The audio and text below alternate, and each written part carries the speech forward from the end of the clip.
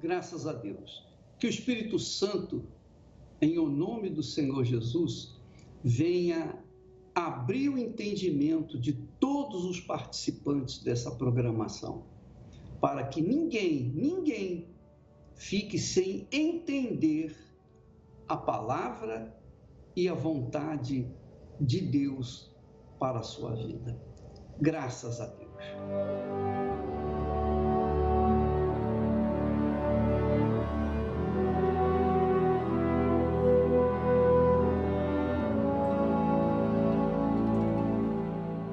Onde estiver o seu tesouro, aí estará o seu coração. Onde estiver o vosso tesouro, aí estará também o vosso coração. Isso é extremamente glorioso, mas também mostra o outro lado, que aponta o porquê da perdição desse mundo. Por que esse mundo está sem rumo, como um barco sem leme, jogado pelo vento para um lado e para o outro?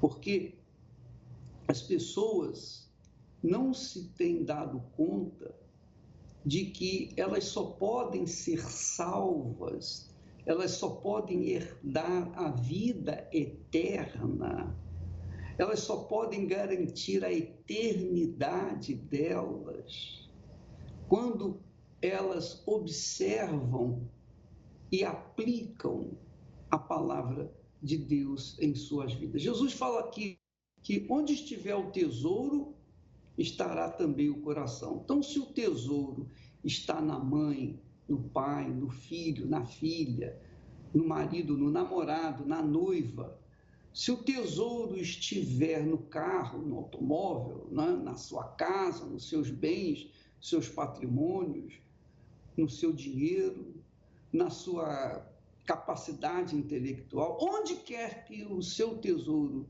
esteja, ali estará o seu coração. E se esse coração não encontrou ainda o altar de Deus, esse coração, com certeza, vai levar aquela criatura para o inferno sem direito à salvação. Porque a gente só pode herdar a vida eterna ou determinar a nossa vida eterna quando a gente está aqui no mundo. A Bíblia fala com clareza: aos homens está ordenado morrerem uma só vez, e depois disso vem o juízo. Então, quando a pessoa tem o seu coração no altar, ela tem a sua vida salva. Mas não pode, digamos assim, eu tenho meu coração no altar, eu já recebi o batismo com o Espírito Santo, agora eu vou curtir a vida. Não faça isso, porque o altar é o lugar do sacrifício, o altar é o lugar da entrega, o altar é o lugar de Deus. E quando se sai do altar, ainda que seja por um pouquinho, não existe férias do altar, não existe descanso do altar. No altar a gente tem que ficar 24 horas por dia pelo resto da eternidade. Então, quando a pessoa se acha, agora eu tenho o Espírito Santo, agora eu vou curtir a vida, vai perder, porque vai descer do altar e vai entrar no reino do inferno e com certeza será tocada, será usada pelo diabo. Essa é uma grande realidade. E se você, por acaso, não tem levado a sério a palavra do Senhor Jesus, eu queria que você prestasse bastante atenção nesses versículos que falam sobre a importância do altar. Olha só, Jesus disse assim, ele fala sobre a dignidade. Quem é digno dele? Primeiro ele diz, quem ama o pai ou a mãe mais do que a mim, não é digno de mim. E quem ama o filho ou a filha mais do que a mim, não é digno de mim. Quer dizer que ninguém pode estar em primeiro lugar na vida da gente, a não ser o próprio Senhor Jesus. Isso é o altar. O altar exige exclusividade na prioridade. Ele é o primeiro. Ele é o primeiro. Não tem como fugir dele. Olha só. E quem não toma a sua cruz e não segue após mim, não é digno de mim. Não é digno de mim. E você verifica, por exemplo, quantos crentes, quantas pessoas que dizem crer em Deus têm vivido uma vida desperdiçada, desgraçada, uma vida infeliz. Por quê? Mas eu não vou na igreja, eu não faço as minhas ofertas, eu não sou dizimista, por que a minha vida não muda? Não muda porque Jesus não é o primeiro na sua vida. Ele não é a prioridade da sua vida. Você tem a casa, a família, o marido, o namorado, a esposa. Você tem tudo em primeiro lugar. O seu tesouro são essas pessoas, são as coisas do mundo, são as ofertas que o mundo oferece. Só que tudo que o mundo oferece para a gente é apenas por algumas décadas, e às vezes a pessoa não chega nem a ter 10 anos de idade, ela morre antes. Então, nós sabemos que tudo aqui nesta terra é passageiro, mas a alma não é passageira, ela permanece para toda a eternidade. Nós vimos esses dias que o coração é a alma, o coração é a alma é o coração. Então Jesus disse, quem não toma a sua cruz e segue após mim, não é digno de mim. Ora, se não é digno de Jesus aqui na terra, vai ser digno lá no céu? Vai ser digno dele depois que morre? Não vai mesmo, não vai mesmo. Ele diz ainda, quem achar a sua vida, perdê-la-á. E quem perder a sua vida por mim, por amor de mim, achá-la-á. Então, esse é um fato. Ou você está no altar, ou você está fora do altar. Se você está no altar, você se enquadra perfeitamente dentro desses textos. Completamente. Mas se você não está inserida dentro desses textos, então você está fora do altar. Ah, mas eu fiz meu sacrifício. Você colocou oferta lá eu não diria altar, no palco, e não aconteceu nada, nem vai acontecer, porque você não colocou toda a sua vida. Quando a pessoa coloca toda a sua vida no altar, ela permanece no altar. Ela não sai fora do altar. Ela entra no altar, ela sobe no altar e não sai mais. Não sai mais. O corpo sai, mas a alma dela está ali permanentemente. Então, ela faz do Senhor Jesus o primeiro na sua vida. Primeiro do que mamãe, do que papai, do que filho, do que neto, do que o futuro. Primeiro do que a profissão. Primeiro do que o dinheiro. Primeiro do que o automóvel. Primeiro do que tudo que você pode ver nesse mundo. Tudo que o mundo oferece. Todas as pessoas, filhos, tudo que esse mundo oferece para a gente tem que ficar em segundo plano. Se não for assim, se Jesus não for o primeiro na sua vida, minha amiga e meu amigo, não há salvação para você. Se você não é digna dele aqui na terra, depois da morte que você vai ser, não tem jeito, não tem purgatório. Não existe purgatório. Ah, eu vou pegar todo o meu dinheiro, vou dar para a igreja, fazer missa, fazer orações, rezas, para garantir a minha salvação depois que eu morrer. Não tem jeito. Você pode colocar todos os seus bens, propriedades, você pode botar tudo o que você quiser lá para garantir a sua salvação, não vai acontecer nada. Você, quando morrer, se você não colocar o Senhor Jesus Cristo o primeiro na sua vida, você vai para o inferno, com todas as suas rezas, missas, com todas as suas ofertas, com tudo que você deu, com todas as suas, digamos assim, obras de caridade. Não tem salvação. A salvação só é possível quando a gente toma a decisão aqui na terra. Toma a decisão aqui. Quando a gente sobe no altar e fica no altar, permanece no altar. Eu estou falando isso para você, porque nós temos visto até pastores, bispos, que um dia foram cheios do Espírito Santo, pessoas cheias da presença de Deus, que ajudaram tantas outras pessoas, mas muitos deles cochilaram na fé, estavam no altar, mas resolveram pedir licença e tirar digamos assim, um dia de folga do altar. Você me desculpa fazer rir assim, mas é muito gozado. É triste, é tristíssimo, é cruel. Mas a gente acaba rindo porque é assim que as pessoas tolas pensam. Os tolos, os loucos pensam dessa forma. Eu vou tirar férias. Eu não vou mais frequentar a igreja durante um tempo, vou dar um descanso para a minha alma.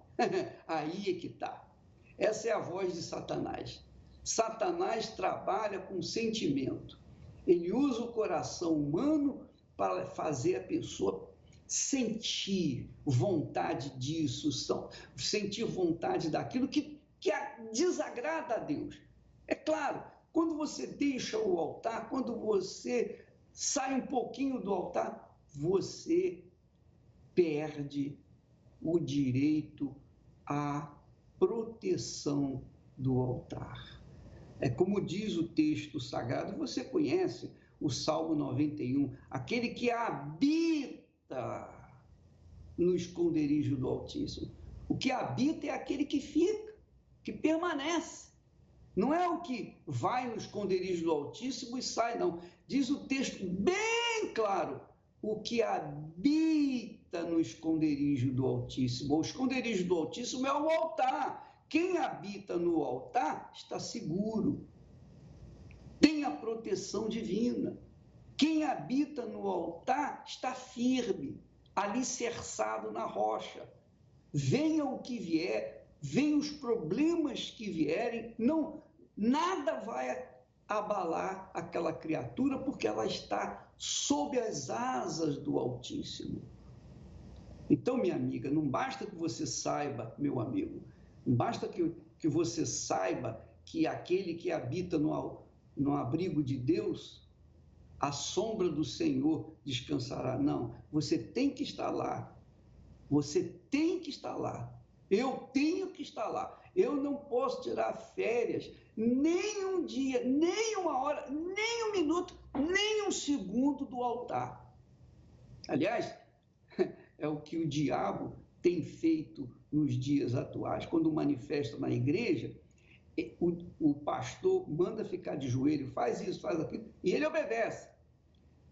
Mas ele também faz uma ameaça. Olha, se você sair do altar, se você deixar o altar por um segundo, eu pego você.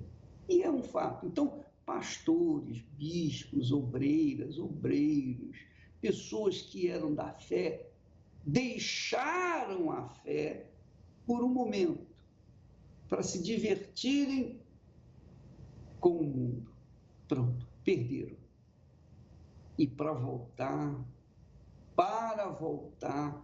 é uma dificuldade. Então, minha amiga e meu amigo ouvinte, se você está me ouvindo e ainda não está seguro da sua fé, porque quando você está no altar, você fica tranquilo, você está seguro. Você está seguro de que o seu nome está escrito no livro da vida. Agora, se você saiu do altar, o seu nome é apagado do livro da vida. E aí você perde. Então, Jesus disse, onde estiver o seu tesouro, aí estará o seu coração. Em outras palavras, onde estiver o seu tesouro, aí está a sua alma. Onde estiver o seu tesouro, estará também a sua salvação ou a sua perdição. Depende de cada um de nós. Cada um tem que tomar a sua própria decisão, cada um tem que entender e colocar isso em prática. Colocar a sua vida no altar e nunca, nem pensar, nem esboçar um pensamento de querer sair. Porque o dia que sair do altar, já era. Jesus disse, quando o espírito imundo sai do homem, ele anda por lugares áridos, procurando descanso, mas não achando, ele volta e vendo a casa vazia, chama outros 7 piores do que ele e tornam a entrar naquela vida. E o estado daquela criatura se torna 8 vezes pior do que era antes. 8 vezes pior do que era. Ela estava no altar, mas saiu do altar por um instante, vieram 8. Quando ela subiu no altar, o único demônio que estava na vida dela saiu. Mas quando ela saiu do altar, vieram 8 piores. E a pessoa fica desesperada. Pense nisso, minha amiga. Vamos ler os textos aí da dignidade que nós temos que ter para estarmos com o Senhor Jesus. Vamos ler, por favor. Quem ama o pai ou a mãe mais do que a mim, não é digno de mim. E quem ama o filho ou a filha mais do que a mim, não é digno de mim. E quem não toma a sua cruz e não segue após mim, não é digno de mim. E quem acha a sua vida, perde-a, vai perdê-la. E quem perde a vida por amor de mim, acha-la. Esse texto aí já fala mais do que claramente. Graças a Deus. Queria que você analisasse comigo, pensasse nesse testemunho que nós vamos colocar agora. O Isaac, um rapaz de 18 anos que foi traficante, foi preso, enfim, teve uma vida infernizada. Mas ele teve um encontro com Deus, recebeu o Espírito Santo.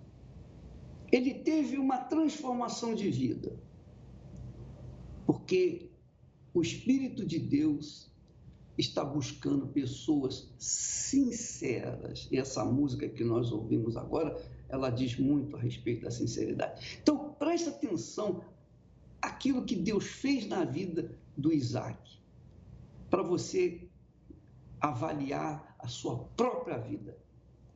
Vamos assistir.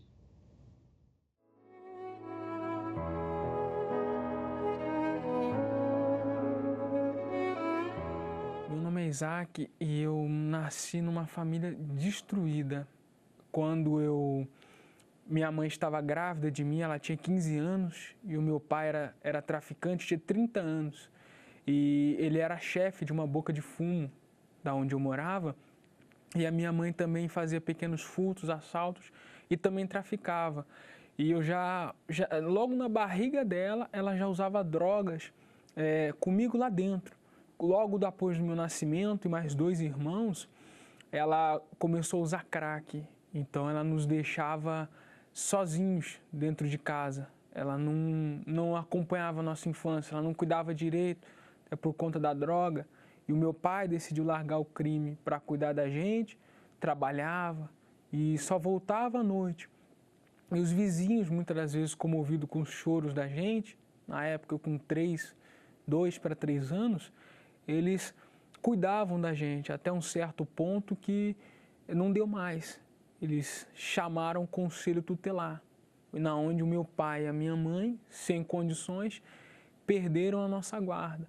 não tinha referência de mãe. Meu pai, o que eu lembrava dele era o que os meus tias falavam, que era uma pessoa que usava drogas, até trabalhava, mas não tinha futuro nenhum, tinha estudo. Minha mãe, eu raramente via ela, era de 1 ano, aí depois 6 meses ela aparecia, depois 2 anos. Nisso eu fui morar com a minha avó. E ela sempre levando a gente, cuidando da gente ali na infância, mas mesmo assim ela não foi o suficiente porque eu acabei sofrendo um abuso. Quando eu tinha 10 anos, eu sofri um abuso por parte de um familiar e aquilo ali foi mexendo com o meu psicológico de uma tal forma que eu queria machucar as pessoas. Eu via que aquilo ali me machucou, eu estava tão machucado que eu queria que as pessoas sentissem aquela dor que eu estava sentindo. Então, logo aos 12 anos, me apresentaram às drogas. Eu lembro até hoje da primeira vez que me ensinaram a usar drogas. E nisso eu fui tendo cada vez mais prazer. Chegou um momento que eu passei a morar com meu pai e por ele também estar naquela vida, a gente usava do mesmo cigarro de maconha. Até que eu conheci o tráfico, fui preso.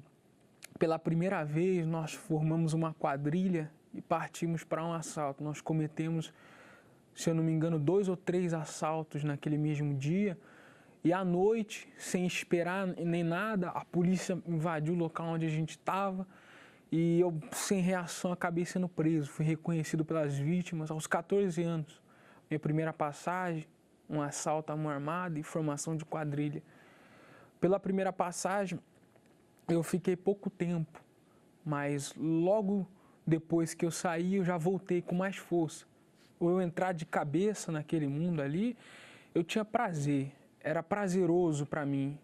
Qualquer lugar onde a gente estivesse, eu olhava, via que não tinha policiais ou pessoas que de repente poderiam intervir, e eu pensava assim, poxa, aquele ali, ele tem um celular que me atrai.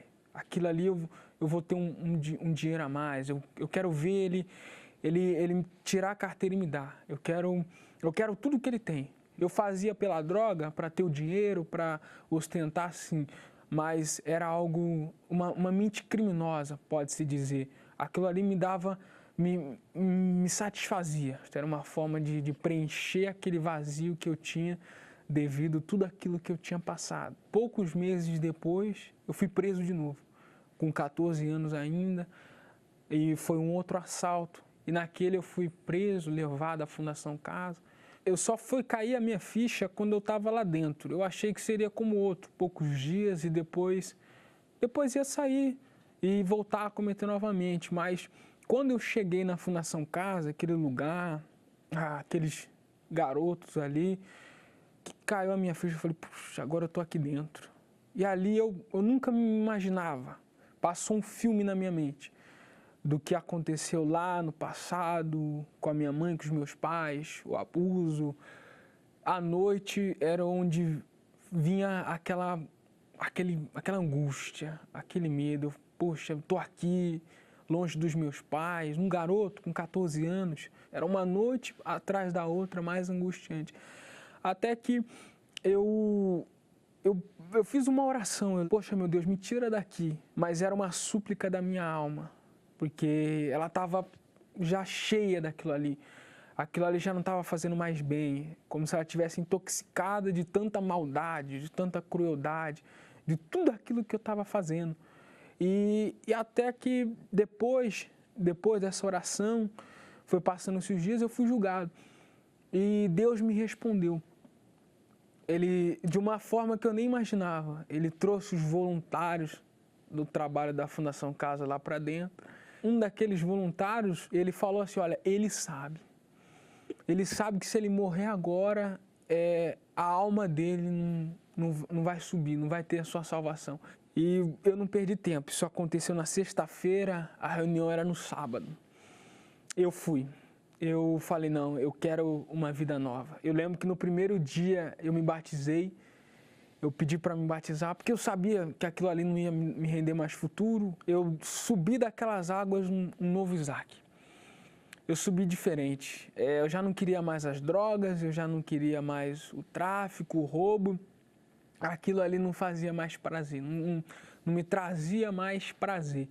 Eu já não tinha mais vontade de fazer aquilo ali. O que eu queria era alimentar minha alma. Da mesma maneira que eu acordava e usava a droga, eu acordava e fazia uma oração. Eu pedia a Deus ajuda. Porque eu sabia que lá fora eu ia enfrentar de novo aqueles mesmos problemas, as mesmas situações, os amigos mais fortes ainda me chamando, e eu sozinho não ia conseguir suportar. Então eu pedia. Eu lembro que eu fiquei 4 meses ainda recluso, ele já tinha me batizado. E foi muito importante, porque 2 meses antes de eu sair, eu recebi o Espírito Santo lá dentro. Foi numa quinta-feira, eu lembro como se fosse hoje. Na quarta-feira tinha reunião e o pastor que estava fazendo aquela reunião, ele falou uma palavra que me marcou muito. Aquela palavra dizia que a gente tinha que buscar a palavra de Deus como uma criança busca o leite da mãe. E eu lembro até hoje o raciocínio que eu fiz, porque eu imaginei uma criança pedindo para a mãe ser amamentada. Ela não ia ficar quieta, ela não ia se deixar simplesmente por qualquer distração. Ela ia a fundo até conseguir o leite. E foi o que eu fiz. Naquela quinta-feira eu não era acostumado a acordar mais cedo, eu acordei mais cedo, eu fiz uma oração que me fez levantar, que me fez ir para a escola, lá ainda diferente, e no banheiro da escola eu fui e eu busquei ali o Espírito Santo, e o Espírito Santo veio sobre mim. Foi algo totalmente diferente. Ele entrou muito mais a fundo do que a droga. Ele passou pelo meu subconsciente e entrou na minha alma. Aquilo ali foi algo transformador. Eu vi vida. Naquele momento eu soube, eu tive certeza. Poxa, Deus existe e Ele está comigo. Foi como se não, Ele me abraçou. Naquele momento ali, eu ouvi nitidamente no meu subconsciente Ele falando, eu sou contigo. E foi algo que até hoje eu não esqueço os detalhes daquele momento. Me fez naquele banheiro, aquele lugar sujo, as pessoas entrando ali, e eu sussurrando baixinho, pedindo a Ele mais. Foi algo diferente. Eu tinha 15 anos na época e eu saí dali, eu não vi a hora de falar de Jesus para as pessoas. Eu queria passar para elas a mesma alegria. Eu lembro que eu ficava, no tempo que eu tinha, eu ia nos internos que estavam junto e falava para eles de Jesus e mostrava para eles. Eu estava lá dentro, preso aos olhos físicos, mas eu tinha conquistado a minha libertação, eu estava livre, o meu espírito era livre, eu me via outro jovem, outro homem. Quando eu saí e os jovens que andavam comigo, que roubavam, que fazia parte da mesma quadrilha, e eu levei um deles para a igreja, ele foi o caminho todo olhando para mim e falando, eu não acredito, como que ele pôde mudar daquela forma. Hoje já se passaram algum tempo e aquela mesma alegria não passou, não foi uma alegria de momento, uma alegria que eu tinha nas drogas que eu precisava usar de novo, não. Não passou, não passa, cada dia pelo contrário ela acrescenta mais. Hoje eu enfrento as dificuldades da vida, não me refugiando num cigarro de maconha, numa carreira de cocaína. Hoje não. Hoje eu vou até Deus. Hoje eu tenho Ele como meu amigo particular. Hoje eu trabalho, hoje eu tenho a minha família, eu ajudo ali eles. Eu que trazia desgosto, hoje todo mundo olha para mim e fala, eu não imaginava.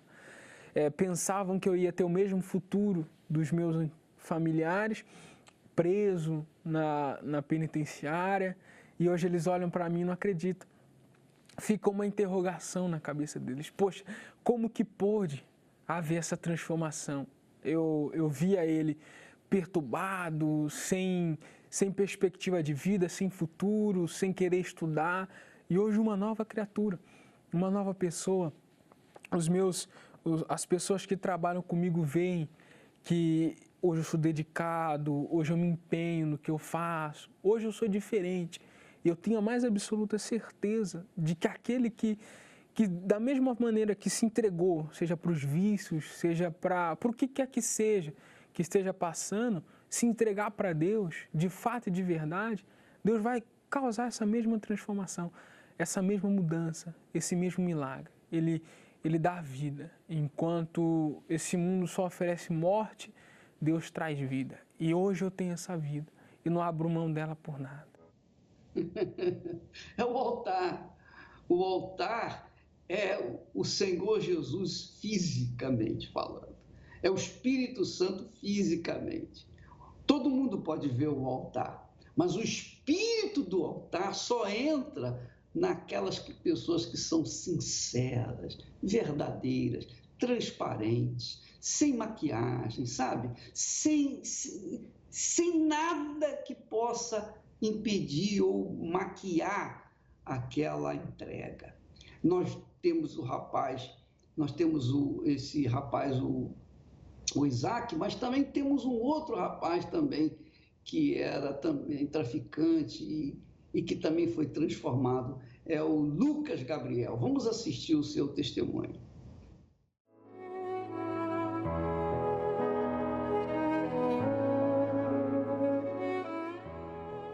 Meu nome é Lucas Gabriel, tenho 23 anos e sou aqui de São Paulo. Com 1 ano de idade, eu perdi meu pai para o vírus da AIDS. Com o passar do tempo, foi apresentado o cigarro, a maconha e quando eu fui ver, eu já estava viciado. Cheguei a ficar viciado. Não trabalhava, não tinha como manter meus vícios e nesse mundo de balada, de prostituição, de drogas, eu conheci o tráfico de drogas. Ali eu tinha tudo em si. Conquistei muitas coisas, ganhava muito dinheiro, tinha mulheres, saía com várias garotas de programa. Virei gerente do tráfico de drogas, tinha pessoas que trabalhavam para mim. Consegui a liberdade provisória. Saindo, eu voltei a fazer novamente tudo errado. E chegou um certo ponto que eu não servia mais para o tráfico, porque estava viciado, não tinha mais um caráter, não pensava mais em nada, é só a droga. A droga era o meu Deus, aquilo era tudo para mim, né? E planejava várias vezes, eu desejava a morte, eu pedia a morte. Eu falava para Deus até, meu Deus, me mata, eu não sirvo mais para nada. Por que tanto sofrimento, né? O porquê, eu não entendi o motivo. Um certo dia, minha mãe sempre ouvia as mensagens do bispo, a palavra amiga, e eu fiquei esses 7 dias dentro do quarto. E eu ouvia referente a uma vigília que teria. E uma amiga me convidou. O que foi passado ali foi diretamente no que eu precisava, naquilo que mais me afligia. E eu vi uma solução. Nesse 1 mês que eu fiquei dentro da igreja e ouvindo aquelas palavras, criou uma fé, nasceu uma fé novamente dentro de mim. E aquilo que parecia muito distante, na verdade, estava mais próximo de mim do que eu imaginava. Tirei aquele dia como o dia da minha mudança. Eu não queria sair dali como mais um, aquele mais um que eu era, cheio de traumas, no passado cheio de complexos. Então eu falei com Deus. Nesse 1 mês dentro da igreja, por incrível que pareça, eu nunca tinha orado sequer. O pastor orava e tudo, mas eu ficava com minhas mãos na poltrona, de cabeça baixa, sem falar nada, porque eu não me sentia digno de falar com Deus. Eu sabia que existia um Deus, mas por tantos pecados que eu tinha cometido, por tantas falhas que eu tinha, pela vida que eu passei, para mim não teria mais solução. E nesse dia foi o primeiro dia que eu falei com Deus. Realmente, contei toda a minha situação. Eu falei, poxa, meu Deus, eu não tenho nada, não tenho R$1 no meu bolso. Mas a partir de hoje eu me torno dizimista. Eu não tenho nada para te oferecer, mas toda a minha vida eu entrego para o Senhor. Mas a partir de hoje, se eu receber essa força, porque eu ouvia, o pastor falava, recebereis poder ao descer sobre vós o Espírito Santo. E eu queria essa força. E ali chegou ao meu ouvido, existe solução. Eu sou contigo, não uma voz audível, mas no meu intelecto, eu sou contigo. Então, tudo mudou. Naquele momento, eu senti o Espírito Santo entrando dentro de mim, aquela força, aquele poder realmente entrou. Porque eu era fraco, eu chorava em si, mas não foi o choro que trouxe essa certeza. Mas aquela força que tinha dentro de mim, aquela, sabe, eu sempre pensava assim, eu vou parar, mas pode ser que 2, 3 dias eu caia de novo, de que adianta? Só que dentro de mim eu recebi aquela força, você não vai mais errar, porque eu sou contigo. Aquela voz mudou toda a trajetória da minha vida. Aqueles anos de complexos, de tantas coisas erradas que eu fiz, ficou para trás. Ali eu tive uma novidade de vida, era como se eu tivesse nascido realmente de novo. Então, minha vida mudou, nasceu uma paz dentro de mim, a depressão saiu, tudo saiu. Cheguei para minha mãe, pedi perdão para ela, dei um abraço, sorrindo, porque eu nem sorria, não tinha nem expressão em mim. Minha vida realmente mudou. O Espírito Santo, ele transformou 100% a minha vida. Eu ganho almas através disso. Quando eu recebi o Espírito Santo, cresceu dentro de mim esse desejo de salvação. Eu luto para ser feliz no meu trabalho, para ser feliz com a minha mãe, para ser feliz do modo geral. Mas eu deixaria tudo para viver em prol das almas, porque eu sei que tem muita gente sofrendo da maneira que eu sofri. Então, nada se compara com o Espírito Santo. Ele é minha base, ele é que me guia, ele que me leva à salvação, ele que me mostra a lidar com a minha família, nos meus afazeres pessoais. E ele é meu tudo, né? Tu e somente Tu és digno, grande, glorioso, magnífico, todo-poderoso. Mas, por mais que as nossas palavras possam exprimir os nossos sentimentos, ainda assim, elas são poucas diante da grandeza do Senhor, ó meu Pai, agindo na vida dessas criaturas que não tinham qualquer perspectiva de vida, qualquer esperança. Muitos estão agora, nesse momento, também pedindo a morte, pensando que não tem mais saída. Mas quando nós olhamos para Ti, quando nós meditamos na Tua palavra, quando nós verificamos, conferimos que o Senhor sofreu, gemeu, foi sacrificado justamente para nos trazer a vida e vida com abundância. Quando isso acontece, meu Pai, então cai a ficha. E é exatamente o que eu quero te pedir por essa criatura que me ouve e está no desespero, seja com doenças, enfermidades, problemas familiares, problemas de drogas, pessoas que não querem mais viver, pessoas que estão marcadas por causa da pedofilia, do abuso sexual sofrido em infância. Ó Espírito Santo, o que o Senhor fez no passado, o que o Senhor fez na vida desse rapaz, do Isaac, como também desse menino, o Lucas, eu peço que o Senhor venha fazer na vida dessas pessoas que estão me ouvindo agora e estão desesperadas. Eu peço pelos que estão no fundo do poço. Eu peço por aqueles que estão gemendo, urrando. Revela o Senhor Jesus para elas. Mostra, apresente o Senhor Jesus para essas criaturas, meu Pai, agora mesmo.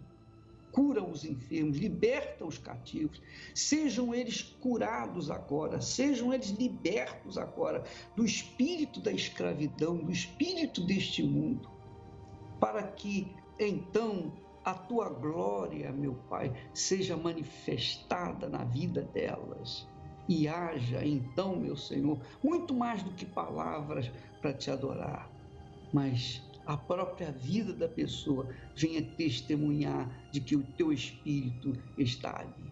Eu te peço por todo o Teu povo e que o Senhor abençoe esta copa com água para que ela venha sentir-se verdadeiramente liberta em nome do Senhor Jesus. E quem crê, diga amém e graças a Deus.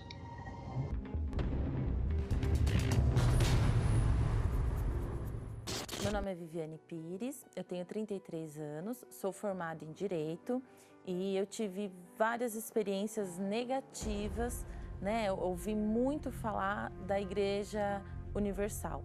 Algumas vezes eu até comemorei com algumas notícias falsas e que eu acreditava ser verdade, por a mídia envolver de tal forma a aparentar que ali era um lugar onde fazia lavagem de dinheiro, onde tirava o que as pessoas tinham, chegavam com uma dor, chegavam com uma angústia e ali havia aproveitadores, né? Ali eles aproveitavam a dor do outro para arrancar dinheiro. Dinheiro, imóveis e veículos acabam sendo entregues. Quando a gente ficou sabendo, né, do estádio do Maracanã, que encheu, que os bispos saíram com malas de dinheiro, sacolas de dinheiro, mais uma vez foi o assunto da nossa casa, foi um debate, né? Olha, tá vendo? Ele é um pilantra, ele é um sem vergonha, tá tirando dinheiro do povo, e o povo que já não tem nada ainda vai lá assistir, vai lá dar dinheiro para fazer lavagem de dinheiro. Era isso que a gente pensava. Para mim era um enriquecimento ilícito, totalmente. Se fosse para condenar ele, eu condenaria sim, com certeza, com o meu pensamento de antes, com o pensamento que a mídia me trazia, com o pensamento que vinha de fora, não o meu pensamento, não a minha cabeça pensante, o meu raciocínio. Quando passou aquelas pessoas, né, orando fora da delegacia, então assim, tinha dois pensamentos.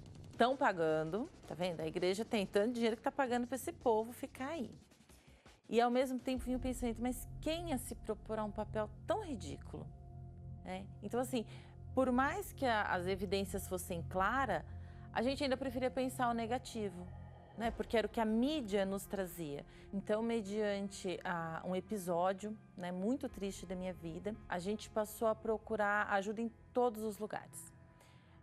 Todas as igrejas, denominações, centro espírita, quem lê carta, quem lê tarô, tudo. Até que a gente chegou no último lugar, que foi a Igreja Universal.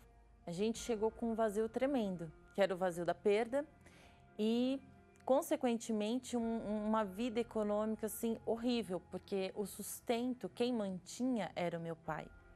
Então, assim, a morte dele trouxe tudo de ruim que lá fora as pessoas vivem. Era um desespero, era uma tristeza profunda e ainda chegamos e falamos, olha, pior não vai ficar. Era a última porta mesmo. Então foi um conflito, porque a gente chegou e a gente tinha o nosso fator crítico muito alto contra a igreja. A gente foi acolhida assim, sem ninguém nunca perguntar quem éramos, por que estávamos, o que estava acontecendo. A gente simplesmente sentiu que ali alguém buscava por nós, né? Sem preconceito, sem nunca perguntar se a gente falava bem, se aceitava, se não aceitava. A gente encontrou um lugar de portas abertas. Então eu me lembro muito bem de uma vez que eu falei, mãe, vamos, porque lá eu não choro. Dentro da igreja eu não chorava, eu sentia paz.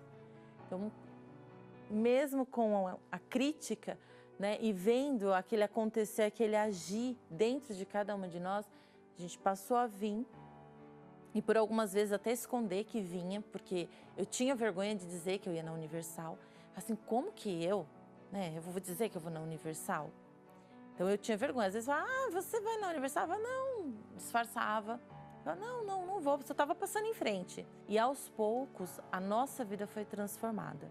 Deus foi restabelecendo tudo que hoje a gente tem. A gente tem casa própria, carro importado, 2 lojas. Eu sou formada em Direito, minhas irmãs são formadas, uma em Administração, outra está fazendo Engenharia. Então assim, minha mãe está se formando em psicóloga. Hoje a vida é outra. Hoje eu tenho vergonha de um dia ter falado mal da igreja. Eu tenho vergonha, porque eu era um fundamento do outro, de outras pessoas, da mídia, de pessoas que nunca puderam e tiveram a chance de ter o encontro que eu tive, de saber onde buscar a vida e a salvação. E hoje, né, depois de tudo que passamos, depois de tudo que aconteceu, hoje eu tenho outra cabeça, outras ideias, eu vou pelo meu pensamento e eu desafio você, que muitas vezes estava no papel que eu estive. E no fundo você muitas vezes vive de aparência, mas por dentro você não é aquilo e você sofre muito. Eu desafio você a vir e tirar com os seus olhos uma conclusão. Se você vier e nada mudar, não volte. Faça como eu fiz, se não mudasse eu não voltava. E nem estaria colocando a minha cara aqui para falar para você. Aqui a vida muda, aqui você pode encontrar como viver e viver de verdade. Sem mentira, sem engano, sem dor, sem um vazio imenso. Então eu desafio você que está aí querendo morrer, querendo que o mundo acabe, querendo que tudo desapareça da sua vida, sem ter um caminho a seguir. Eu te convido, vem aqui. Se nada acontecer, não volta mais. Minha amiga, meu amigo, tudo que nós passamos e que tanta gente passa nesse mundo, é muito gratificante ver quando a oração alcança o trono de Deus e traz a resposta, não apenas para mim, mas para aqueles que manifestam a fé no nome do Senhor Jesus. Jesus está vivo. E porque Ele está vivo e é o Todo-Poderoso, não é impossível para Ele, nem para aqueles que nele colocam a sua fé. Amanhã nós estaremos falando mais a respeito disso. Nós vamos ficando por aqui e até lá. Que Deus abençoe a todos em nome do Senhor Jesus.